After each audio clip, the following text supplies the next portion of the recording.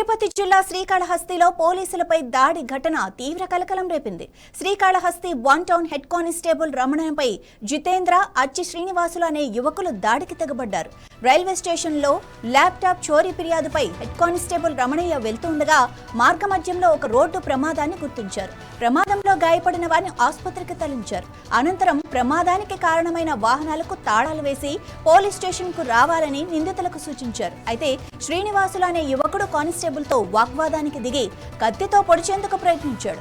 జితేంద్ర కూడా కానిస్టేబుల్ ను తోశాడు.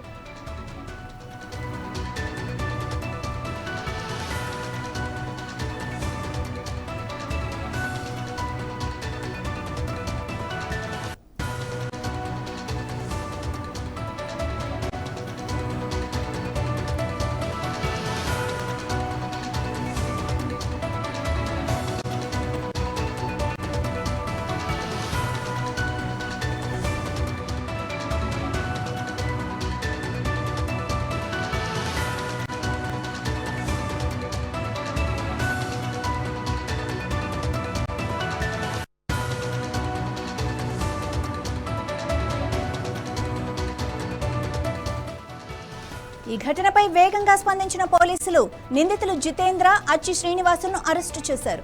వారిపై హత్యాయత్నం కేసు నమోదు చేశారు.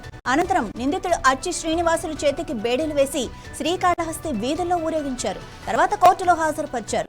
నిందితులు గంజాయి, మద్యం వంటి మత్తు పదార్థాలు సేవించలేదని అదనపు ఎస్పీ రవి మనోహర్ ఆచార్య తెలిపారు. విధి నిర్వహణలో ఉన్న పోలీసులపై దాడికి పాల్పడితే కఠిన చర్యలు తప్పవని హెచ్చరించారు.